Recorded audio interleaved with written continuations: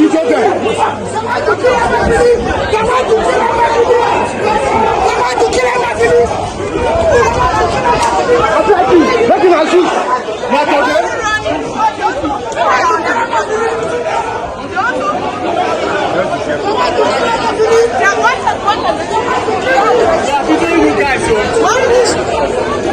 that's the vehicle of the Nigerian Correctional Service and the vehicle of the DSS side by side. It remains to be seen who will actually take him away from the courts to their custody.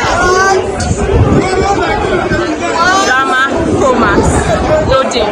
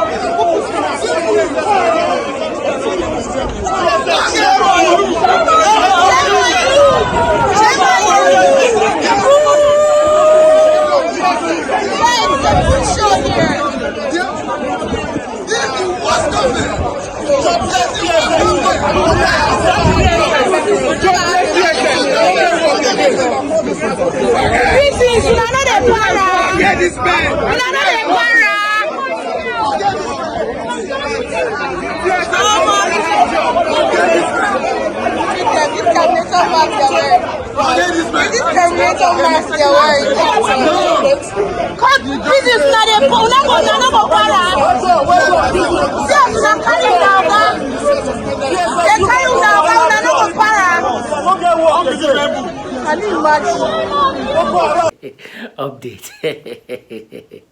Okay, Elijah. This is Prophet Jethro. Okay, I don't talk on before for my previous video. Say if Tinubu win, there will be anarchy, there will be disregard for rule of law, there will be suffering.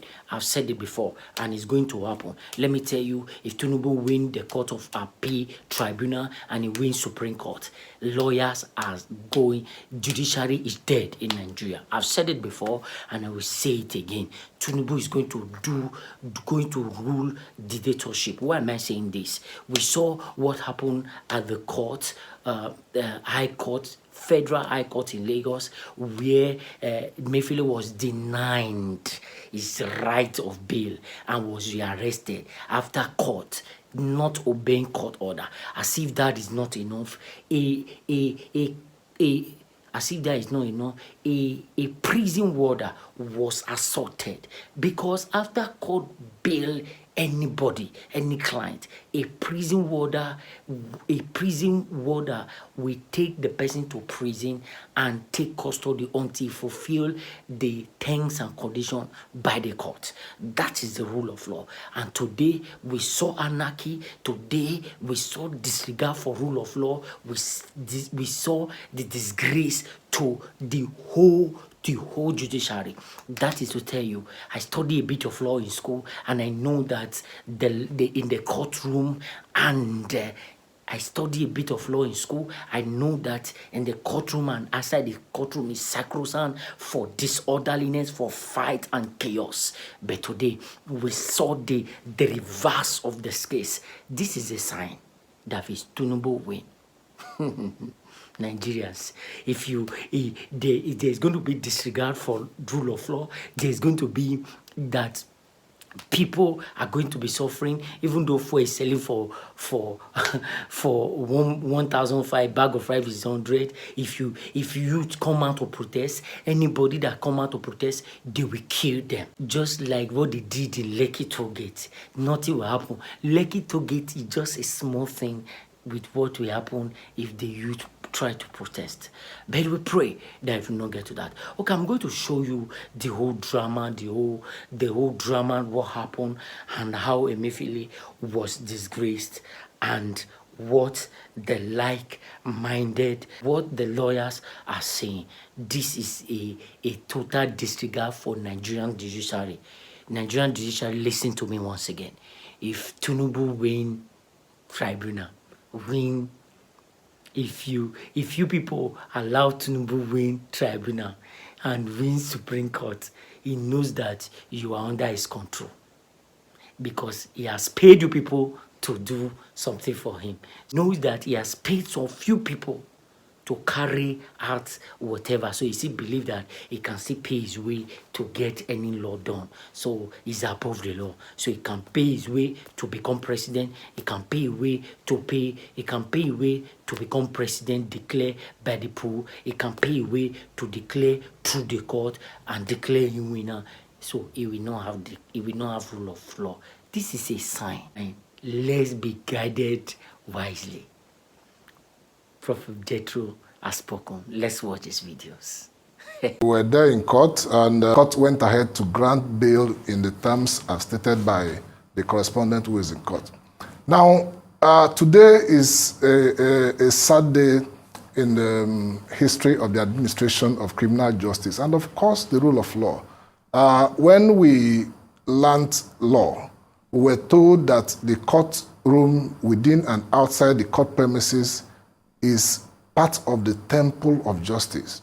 Today, for the first time in my life, I feared for my life within the premises of a high court, and this is the Federal High Court. Now, the average Nigerian, every Nigerian must be worried. What happened today portends grave danger to the rule of law and the democratic principles we profess as a nation. Where do we start?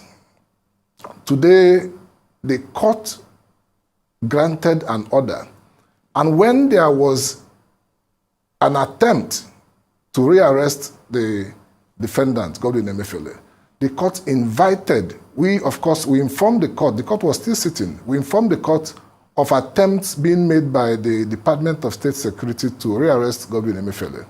The court invited the leader of the team to come into the court, and the court asked our team leader, Joseph Bodunri Daudu, Senior Advocate of Nigeria, past president of NBA, to repeat what he said to the court in the presence of the leader of the team.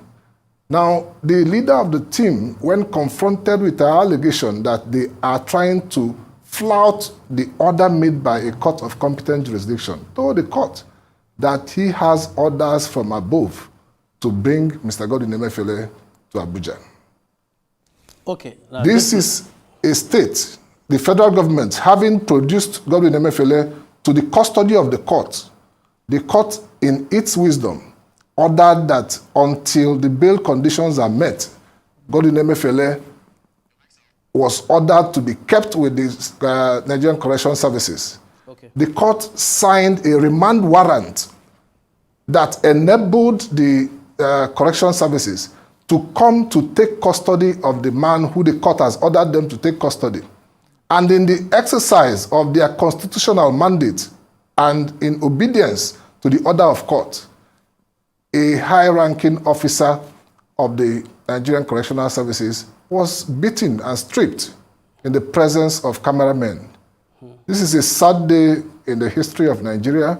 This is a day that we must regret and hope it doesn't happen again. Okay. This is in Nigeria, Nigerians specifically. This is unfair.